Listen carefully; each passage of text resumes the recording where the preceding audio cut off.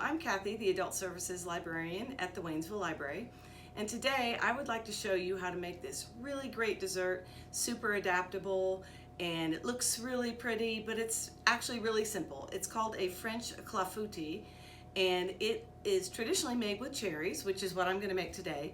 I'll also give you alternatives for a savory version. It's real easy once you get the basic ingredients and recipe down for like a blank canvas, and then you can make it your own. So this is what it looks like. It's lovely, kind of like a pancake batter, and it's custardy inside but very sturdy texture. I like to chill it before I eat it, but a lot of people eat at room temperature or even warm. So let's get started. I'll tell you how to make this. It's really simple. So the basis of your batter is very simple. It's 4 eggs, half a cup of all-purpose flour, a 1/4 cup of sugar with 3 added tablespoons of sugar, and either milk or cream, about 1.25 cups.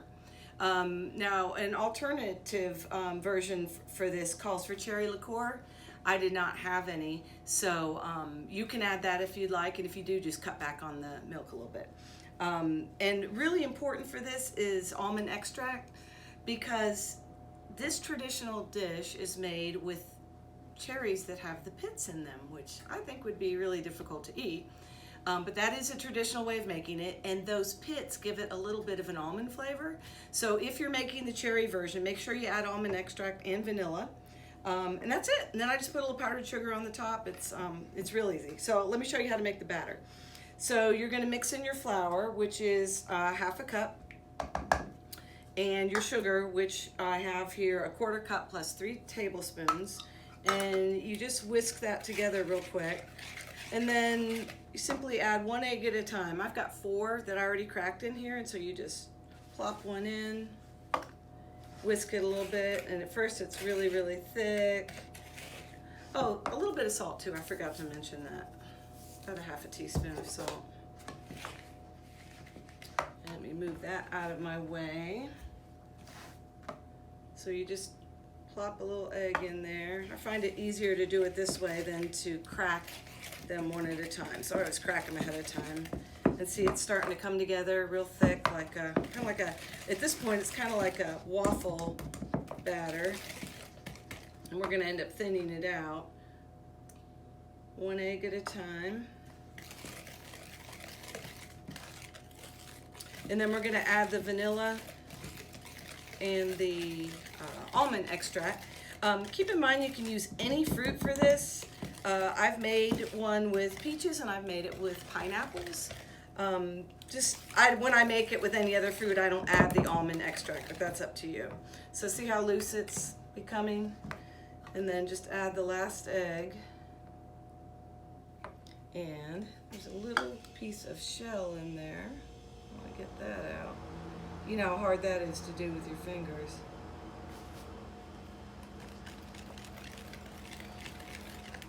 All right, I'm going to add a little bit of almond. I don't measure it because it's 1/2 teaspoon. I can pretty much eye that. And Mexican vanilla, because the other kind, the Madagascar, is so expensive. So I've been using Mexican, and I think it's really good. All right, a little bit of melted butter. I forgot to mention that, 2 tablespoons of melted butter. Let me make sure I got everything. All right, so now we're ready to add the milk. As you can see, it's really loose batter. You can use half and half, or you can use whole milk. Don't use low-fat milk, because you need the fat to give it a good texture. All right, so then I've already drained the cherries. I just used canned cherries.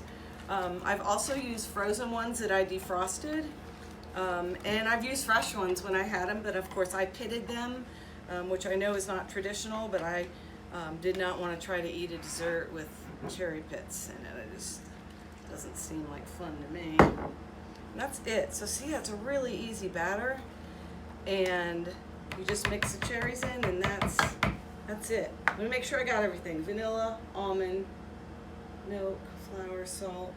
Yep, It's everything. Okay, so we're gonna go over to the stove where I've already preheated my baking dish, and I'll show you what it's like to pour this into the really hot dish, and then you bake it for 25 minutes at 450, and that's it.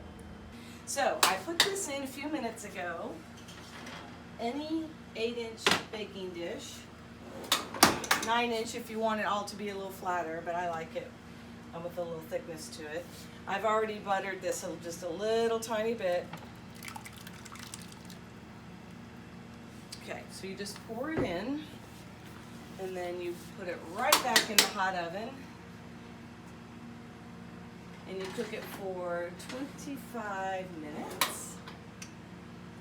And when it comes out, it looks like this lovely thing. It puffs up real tall, and then when it cools, it flattens down a little bit. And it's so delicious. You can just scoop it out. It's thick enough to slice if you'd like to, or you can just scoop it out with a big spoon. It's good with a little bit of vanilla ice cream, whipped cream, or just as it is. I would like to give you a quick variation if you'd like to make it savory. So use the same base. 4 room temperature eggs, half a cup of flour, omit the sugar, and then what you're gonna wanna do is saute any of your vegetables ahead of time. Don't put them in raw.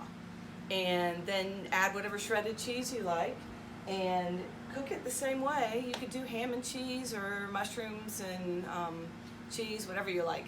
Caramelized onions, it's really good that way. So it's the same basic recipe.